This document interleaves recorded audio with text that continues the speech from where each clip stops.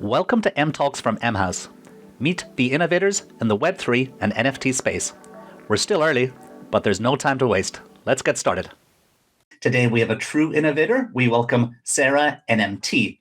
She is the Director of Arts and NFTs at CMORQ, and she's creator and founder of Crypto Birds Cafe NFT Project. Very warm welcome to Sara NMT. Hey, good morning. Thank you so much for having me. Why don't you tell us, first of all, just a little bit about your background, who you are? Of course. So, since I was a little kid, I always loved both art and computers. Sort of because my mom, she's a painter, and my older brother, he's a computer engineer. So half the time I was playing around with paints and canvases with my mom, and the other half trying to sneak into my older brother's computer and figure out what I can do with it. And later I studied architecture, which was sort of something in between these two passions, let's say.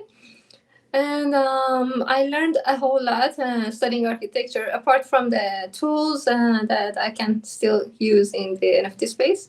I learned how to be more creative, to work as a team, to create spaces that are more creative and imaginary, because I worked recently, just before joining the NFT space, I worked in a theme park building company, which is not the usual type of architecture that you do. It's a little bit more crazy and creative and imaginative. So yeah, that's basically my background. You just said you worked at a theme park company creating theme parks. Yes, we designed and created theme parks all over the world. It was the most fun architecture job I ever had. That sounds amazing. I mean, everybody right now is talking about Metaverse and designing Metaverses. It sounds like you were kind of doing that in real life. Yeah, kind of. I mean, we of course had our limitations because of the physics of the real world. But the Metaverse does not have those limitations. So I'm very much excited and looking forward to start doing architecture in the Metaverse, because your imagination could go crazy. You can basically do anything.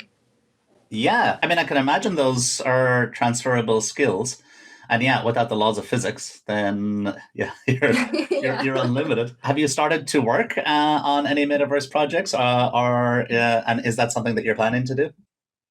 We've been doing something very, very small. I've been looking on many different platforms, because as you know, now there are like thousands, like hundreds of different Metaverse platforms. So I've been looking at different types and different, let's say, different styles of art that they allow you to have, because some of them are pixelated, some of them have higher quality, some of them are more realistic, and then some of them are just one room with an exhibition that you can exhibit your NFTs. There are many different ones. So for now, I'm just looking into them, researching, and doing a very small project with CMORQ for Easter, hopefully. And we'll see how how it goes. It's very exciting and new for now. You told us a bit about your background. I mean, your childhood, your studies. How did you find your way into crypto? Oh, quite actually interesting, because I had heard about crypto and like just not that long ago, just 2 years ago, maybe, hearing from here and there. And it was not really that exciting for me to investigate it or get into it more. And then I heard about NFTs, which was way more interesting because it's related to art. And still, I was a little bit skeptical. I was like, no, it's for famous people or people who are already very successful in the field, and not anybody can get into it. But a lot of my friends that they knew, I always did paintings and illustrations in my free time. So I studied architecture. I was working as an architect. But in the evenings or on the weekends, I always did paintings and illustrations. So I had already a big collection of paintings, sharing it on Instagram or social media. So my friends kind of knew that I was into art, and many people, they kind of poked me like, "Hey, you should do NFTs. You should get into it. You should try it." And then finally, in September last year, I decided to give it a try, and I started with creating some of my already existing paintings and illustrations into NFTs. And I got onto Clubhouse and Twitter because most of the people who are interested in NFTs and crypto are on Twitter, let's say. Instagram is not yet that much that audience. And I sold a few. It was very exciting meeting people. I sent them the physical works. And I found out about these huge PFP collections. And I thought, okay, maybe I can do my own, because it was very exciting and interesting. It was a mix of art, creativity, and computer science, which was exactly what I was passionate about my whole life. And I looked at YouTube tutorials, like always. You learn everything from YouTube these days. Yep, and I decided to create this collection as bird characters, because I always loved painting and drawing birds. And yeah, I went through a whole process of finding out the more things that I needed, how I needed to learn a little bit of coding. I needed to learn a little bit about smart contracts and create a website and Discord and all these little things, and a few things going wrong. And it was very fun, and sometimes stressful and scary. But since it was just a personal project, it was mostly very, very fun, I could say. There's a whole story in there, I think, that we need to unpack, but you've just given us the overview. Thanks for that. So you said this started in September last year, September 2021, that you first got involved in NFTs. And at that point, so, I mean, looking at you now, for anybody that cannot see this, if you're just listening to the audio, Sara is here with pictures behind her. She's got a painting easel. So you said that obviously, as when you were younger, you were into art. You were also very interested in computer science. So we clearly see the art influence. At that point in September, you were, I believe, making individual pieces of art. And are those physical paintings, or were those already digital? Were you using an iPad, a Procreate or something like that, or were you just doing physical paintings with paint? No, I did digital very, very little before then. I did kind of 99% of the time physical works. So I always did watercolors, pencils, acrylic. Like, this canvas is white, but for the next acrylic painting ready there. And yeah, I got a kind of like a big archive, personal, for watercolors. I can show you very briefly. Oh, so wow. Here's my desk and like stuff that are there.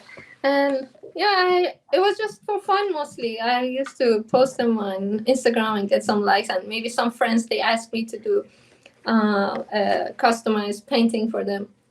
I did digital a few times because I was very curious, and it was sort of, I can't say easier, but it gives you a lot more possibilities. So after finding out about these PFP collections, I got a little bit more into digital. I created those the birds traits, the characters. Well, firstly with a sketch on paper, and then I decided to do them in Photoshop with different layers. And later after that, I started to doing more digital art too. But I will never give up the watercolors and physical, because that's a whole different thing, the touch of paper and feeling. I want to get into into your birds and the PFPs, but I'm just trying to get the progression there. So the first NFTs you sold were images of physical paintings, is that right? Yes. There were some watercolor and ink and pencil paintings, like illustrations mostly, that I did on paper, and I scanned them. I minted them as NFTs, And when the buyers bought them, like if they wanted to, I posted the actual physical painting to them. And it was a really nice experience because it was not just like someone buying my NFT and that's it. We became sort of friends. We started talking, following each other on Instagram. We were talking, and they were telling me about what their day is like, or what their kids gonna do, and if they're gonna put this painting in their kids' room. And it was really lovely to have that connection. Wow, that's amazing. Yeah, you made this real close connection, as you said, between you and the collector. That's really nice. How did people find out about those? Was because you mentioned Twitter and Clubhouse. Was that your main way of getting your art out there? Yeah, the first time I let's say virtually met some people from NFT world was on Clubhouse. Yes. Well, on Instagram, just one or two people who were telling me about it, but then later the collectors or people, the other artists I met on Clubhouse. So I just joined the Clubhouse, and these Clubhouse rooms, you can just search them. So I went and searched NFTs or crypto art, and I joined the rooms, and with with a lot of stress the first few times, in Clubhouse you raise your hand and you go and talk on the stage. It was pretty scary because it was you were talking in front of people, but not really in front of people. They can't see you; they just hear your voice, and there's like a avatar. But still, it was pretty stressful. But then it got No, easier, so I got to meet other artists and collectors, and some of them were curious about the art, and yeah, that's how I met my first NFT friends. that's very cool. And you say NFT friends, so I guess you guys are still connected with some of those people. Yes, definitely. Mostly on Twitter. And I met by accident two people on the Clubhouse that I found out later that, oh, they live in the same city as I do. So after a few weeks, we decided to meet up in person, and it was really fun to see the actual person behind that avatar and voice. And we went to an art exhibition. We had a coffee. It was it was beautiful to make real friends from the virtual world. So you have these physical paintings. You've been scanning them. You're going on Clubhouse and you're on Twitter, and you're making NFT friends. People are buying those. And at some point, as you said, you discovered PFP collections, these larger collections. Can you tell us about that? How did you first come across those collections? What collections did you see, and what inspired you to get started with your own? And then after that, we'll get more into your process. But just interested to know what was it that inspired you first? The first ones I saw was obviously the apes, the bored apes, and the crypto punks. But the very first time I saw these apes everywhere on Instagram, some of my friends posted them. And I had no idea what was a PFP collection. Like, what is this 10,000 images? How are they generated? And I went to their website and I was thinking, so maybe these are a group of, like a huge group of artists, like 100 artists. They got together and they decided to create these arts, like each one of them draw a bunch. And then I realized, no, it's not actually like that. It's all generated by code, which was the part that got me really excited to try to do it. And then I found out about much more, and like the crypto punks and the crypto kitties and many other collections that are out there. And I saw on different websites, well, Twitter and also other NFT websites, OpenSea or what's it called, Rarity Tools, that there are hundreds and hundreds of these kind of collections with different themes, different art styles, and different characteristics, which was also very interesting.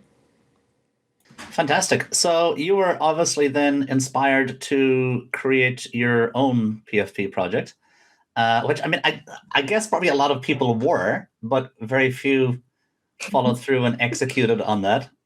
You clearly did. So yeah. So tell us, at what point do you think, yeah, I want to do this? I like to challenge myself from time to time. So I knew it wasn't gonna be like super easy, something that I could do in 1 hour. But I started it as like playing around, like a challenge, and said, okay, I'm gonna try to just generate the art, not the whole collection and the website minting, blah blah blah. No, just the art, because it looked very fun to do. I mean, imagine you draw different traits, like you draw the body, the eyes, the beak, and then you can give it to a code and it generates hundreds or millions for you. So yeah, I started watching some tutorials on YouTube. One of them, well, I went through different ones till I got to the one that I found out that was the best one, which was by Daniel Hashlips. His tutorials are amazing. He explains everything from zero for someone who has absolutely no idea to till the moment that you can actually execute it. So yeah, I had to learn a little bit of Visual Studio Code. I had no idea what it was before, but just had to learn the very basics to be able to adjust the code.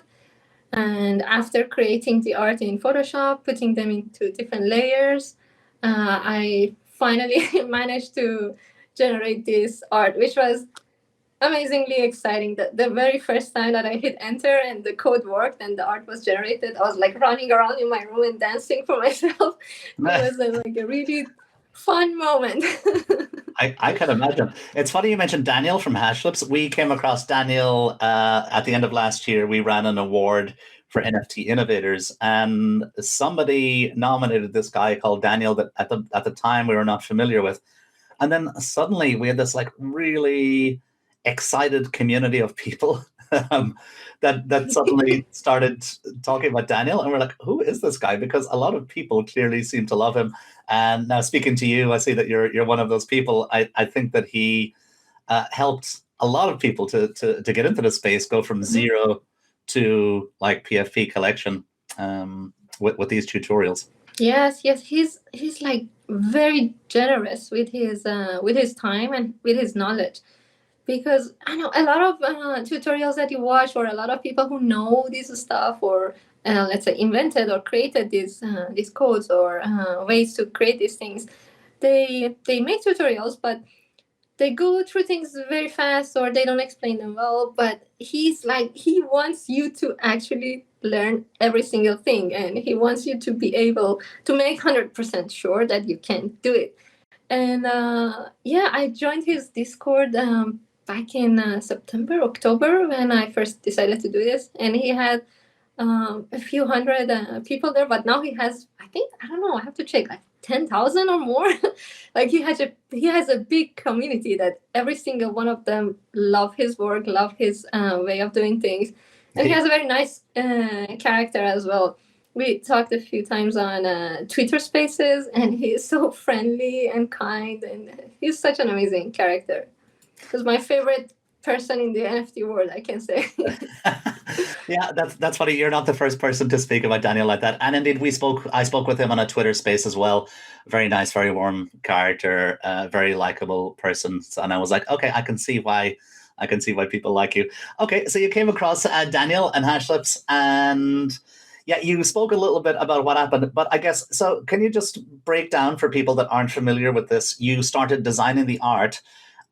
These, in your case, it's a collection of birds.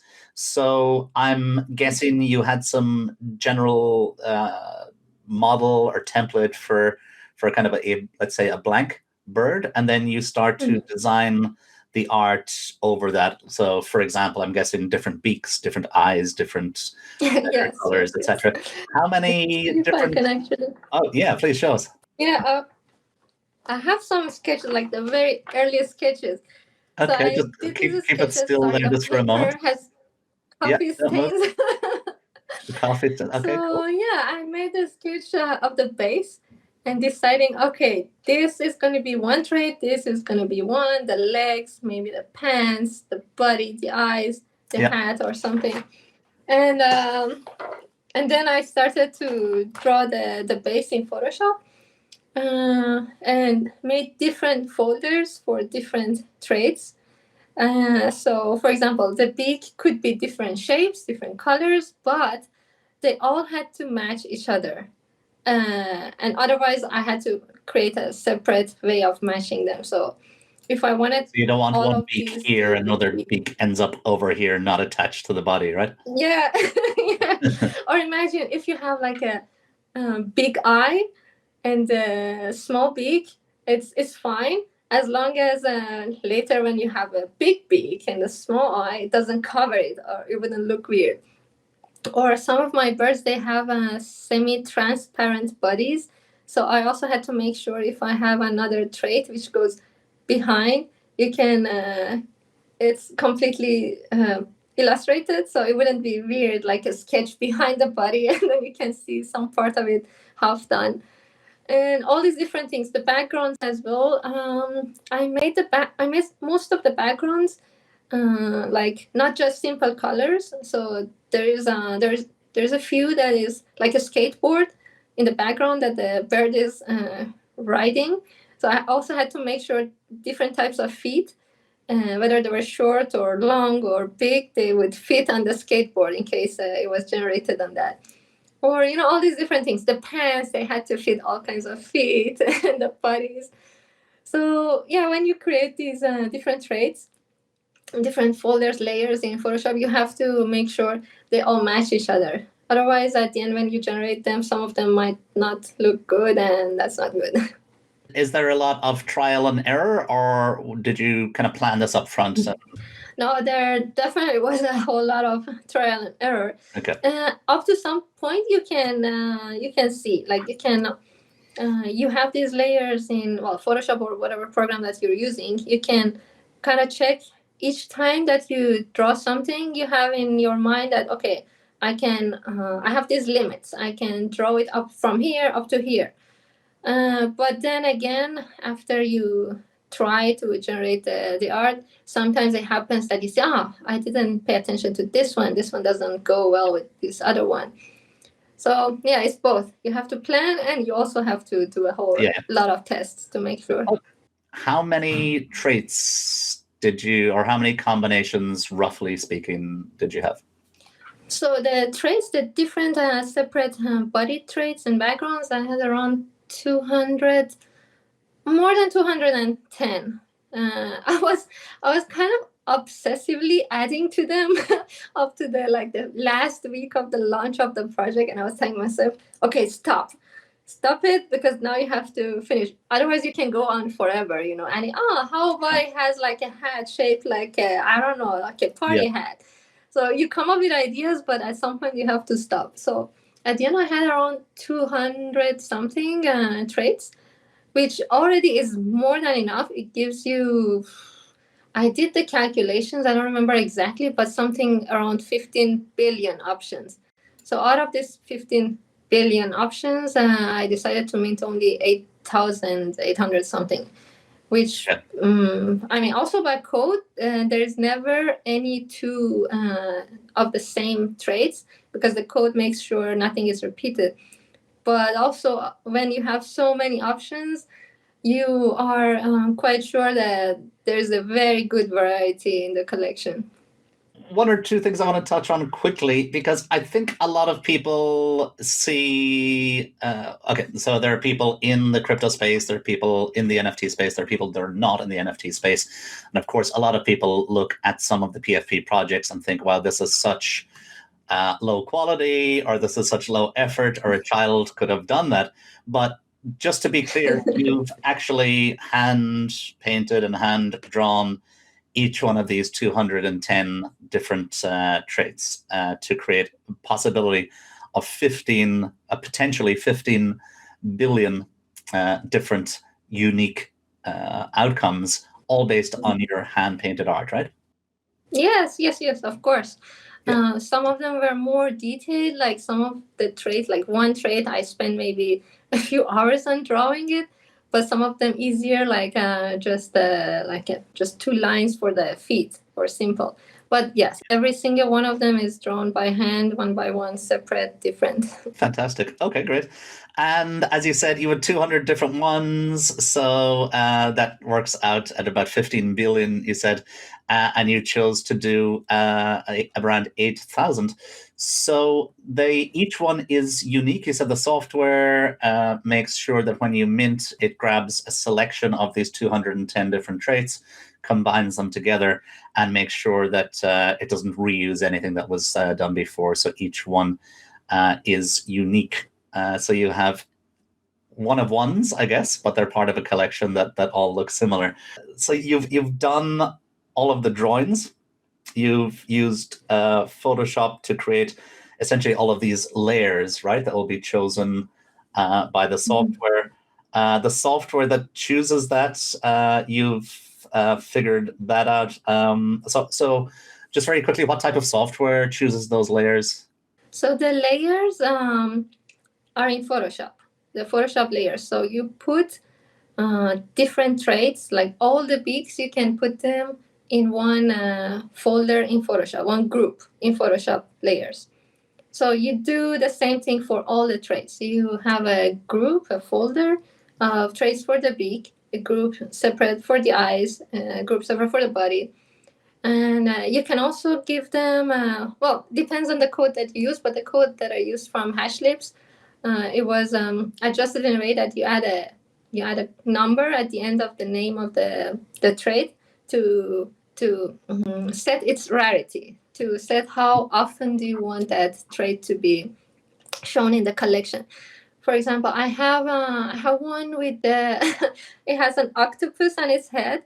That one is very rare, so I set the rarity to 1, and it happens in the whole collection, I think, less than 10 times. Or if you want some other trait to be more common, less rare, you set the number higher. So it decides how they are chosen. And then after having these images, like they're PNG with transparent background, each of these, there's a script for Photoshop that it automatically saves each of these layers and each of these groups into folders on your computer. So you say, okay, generate all of these separate one by one, all these 200 something in folders in this folder on my computer. And after you've done that, so after you have all the traits as separate PNG files in separate folders with the specific names, you give these to the JavaScript code to randomize them and match them together and create the final images. And that only happens, I guess, when people actually mint, right? So people come onto your site and they choose to mint a character and they press mint. And is that the point at which the images are created? This is before that. So before, like long before the whole minting thing, you generate the whole 8,888, or in some cases 10,000 or whatever number. So there are some other ways of minting that they they generate and create that randomized image at the moment of minting. Yeah. But I think the most common way that most of these collections are made is this way, that beforehand you generate all the 10,000 images, you save them on your computer, then you upload them on an IPFS, and after that, when people go and mint them, they are actually, the metadata is actually written down and it's actually minted. So they're all generated, but on an IPFS. And at the moment of minting, they're actually minted. Okay, fascinating. So tell us, how long roughly did it take you? So you had this idea, you like a challenge, as you said, to challenge yourself, and you started looking at tutorials. Like what was the time frame between there and then doing all the art and then creating the 8,000 different images? So I kind of had a little bit high expectations. I thought, yeah, I'm gonna do it in a week or two. You're not the first person it to didn't have high happen that expectations. fast. That would have been amazing. But so I was working full time. I was working from 9 to 6, and I could only work on this project from when I got home, like 6:30, till midnight, and I was really working every day on it and the weekends too. So I was not going out. I was not seeing my friends. Like my friends were messaging me, "Hey, you want to go here have a drink?" I was like, "No, I have this project I want to get done." So the whole thing, the art didn't take that long because it was something that I already knew how to do. But the bigger challenge was the after the code generating the art was to figure out how to deploy the smart contract and testing it on the test nets.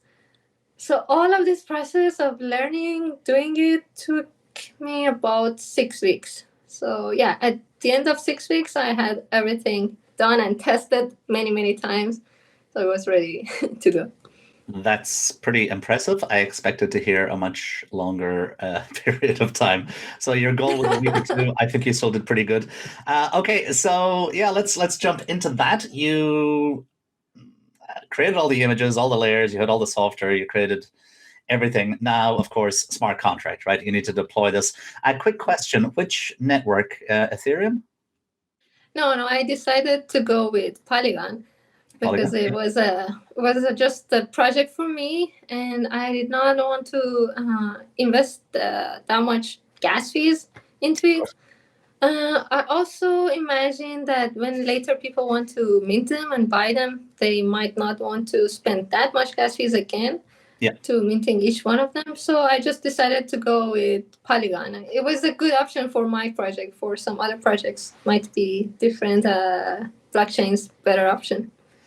No, I mean 100%. You know, sometimes you can mint something on Ethereum and pay more in gas than you do for the actual item itself. So I totally understand that. Okay, so you went for Polygon, which is EVM compatible. Obviously, it's still the same programming language and much the same as Ethereum. So you started to build a smart contract. Tell us about that journey. Did you know Solidity before? I mean, I know you're interested in programming, but had you done much programming and had you done any smart contract programming before? No. I had no idea about programming or Solidity, and I did not really write a whole smart contract. I just took it from, again, Hashlips. He has it like a free smart contract to share. You can download it from his GitHub, and then you can adjust a few things based on your project, and you can deploy it. So you don't really need to know Solidity. You just need to be able to get it, download it, and edit it and deploy it. Okay, amazing. And that particular process, just from looking at the smart contract to complete it, how long did that take you? Most of my time went into watching the tutorials, like hours and hours. And then I had to test what I was watching or what I had learned again over and over. So maybe 2 weeks of that, of the whole thing, 2-3 weeks of it went through learning this process. And it's, when you know it, it's quite basic. It's really easy and simple. But when you have zero ideas about it, everything looks so alien and complicated. So now that I think about it, I see like I was just doing, 10 minutes of work, but that 10 minutes took me maybe 2-3 weeks to find out how to do it. Wow. So you deployed the smart contract. Well, I guess you tested it first, right? And then you deployed it on the Polygon network. And then, I mean, what was the next step? So you had your images, you had your smart contract. I guess next thing, right, is build a front end website so people could come and mint. Yes.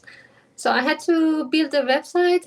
Actually, I made the website on the, I think, third week maybe, but just the website to introduce the project, to show, like a normal website, to show the images, tell the story, the roadmap, all about this project, links to social media, links to, future OpenSea collection.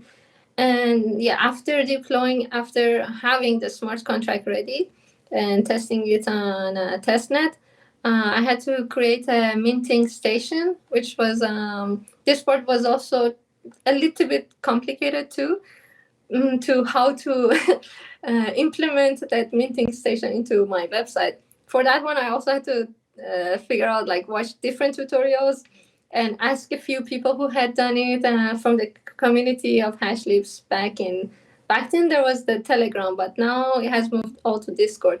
So people were super helpful and kind, and they sent me links to other tutorials how to figure this whole thing out.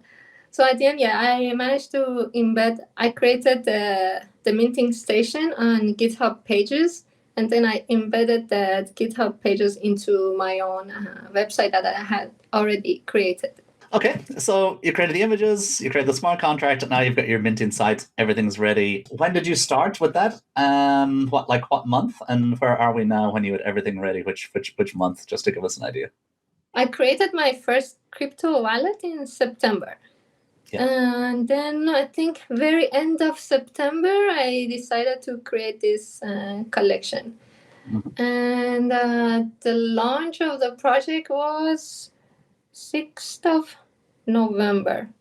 Yeah. Okay, so 6th of November, you're ready. And tell us about it. How did you launch? Did you do some marketing? Was it, tell us that story.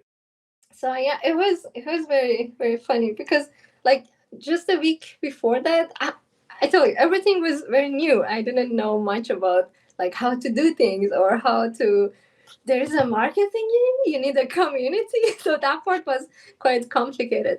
I tried to get onto these big NFT promotion websites, but it didn't really work out as I imagined. And and then I tried to get on Twitter, which was, again, I had like 9 followers on Twitter. I was not using Twitter, but through Clubhouse and other people that I met, I managed to introduce my project, get some followers, created my Discord, get some people on, and a few people started finding out about the project and telling each other about it. And in the last week before the project, I was doing the final tests. This was so stressful because before this, it was just a game for me, like a personal fun thing to do. But then when some people actually got interested and they were asking me, oh, when is the launch? So how is it going? I felt a responsibility. Okay, now everything has to go perfectly fine because now there are other people involved. So I started doing, I was doing many tests, but the last week I was doing the final tests. And some things started to go wrong. Like the browser that I was using, it upgraded. And the Remix, the program that I was using to launch the smart contract on the testnet, it was not working on the updated version of that browser. It was super stressful. And I had to move to another browser and test it there. And then some other thing that happened was that the whole building, I was working on my desktop computer, not a laptop. So I needed electricity. And of course, I also needed internet. The whole building lost electricity. Like, this was insane. It had never ever happened to me, like in the years that I lived in this building, and it decided to happen on that very last week. And I was going insane, like, why is this happening? I was going up and down the stairs in the building and asking the neighbors, like, what's going on? What can we do? So yeah, a few things were going wrong and making me nervous the last minutes.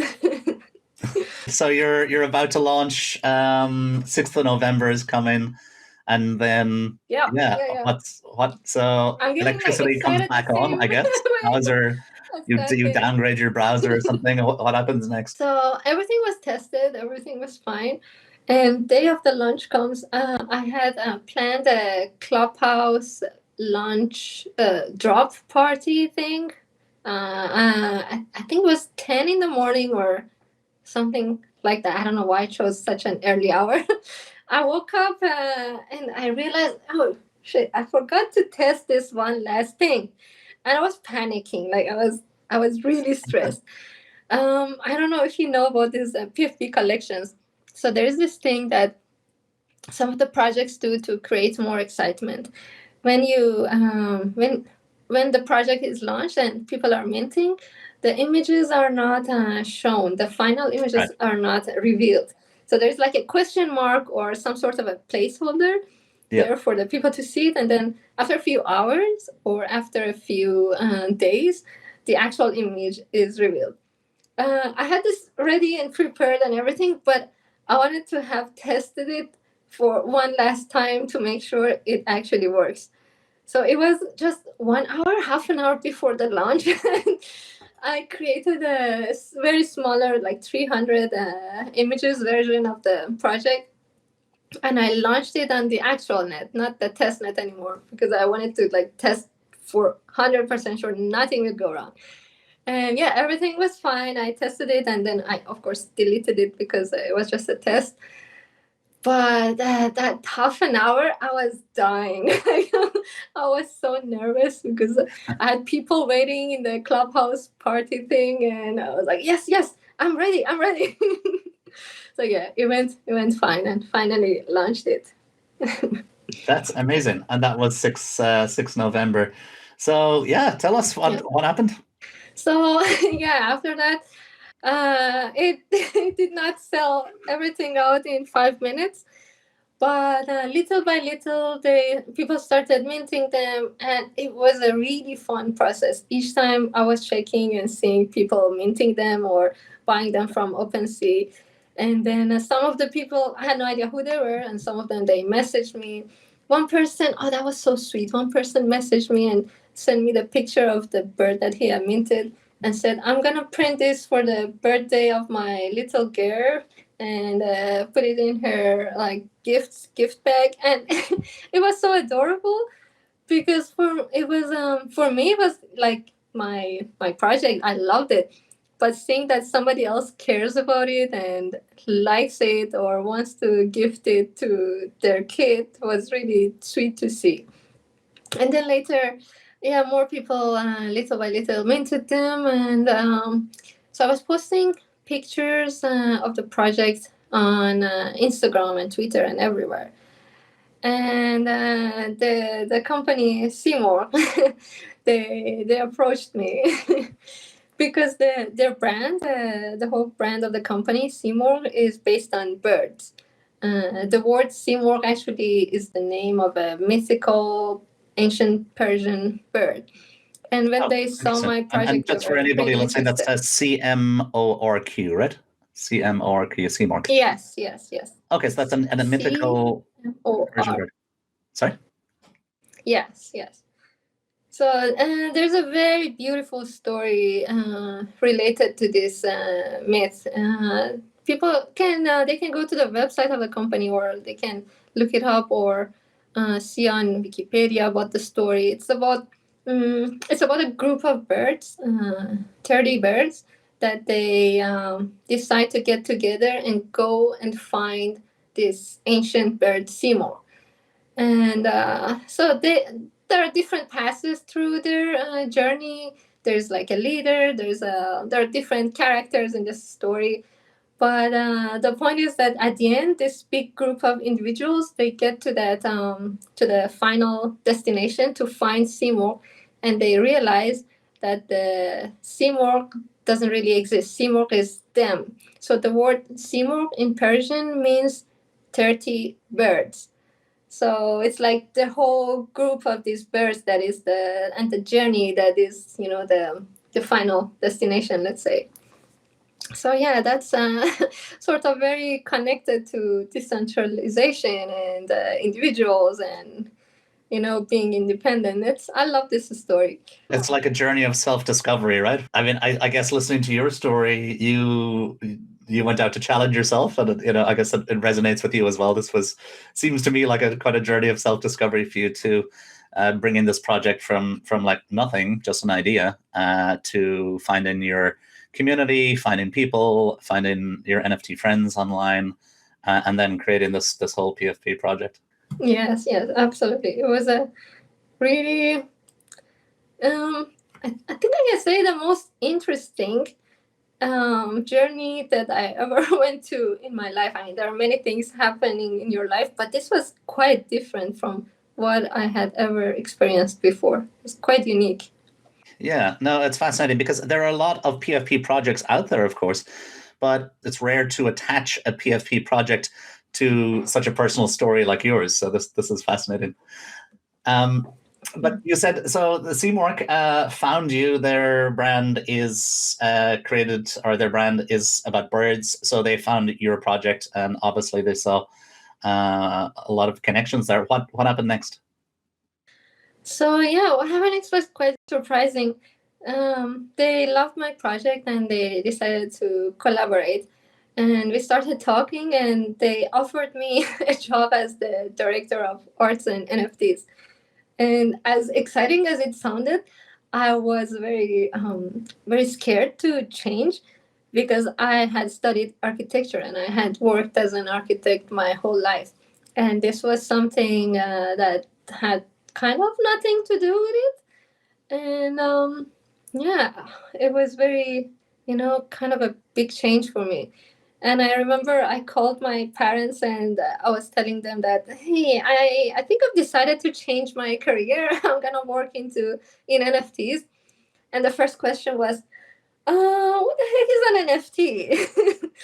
And the second one, after I explained a little bit, was my dad asked me, so this has nothing to do with what you've been doing, like your work experience for like about 10 years and more, and what you studied.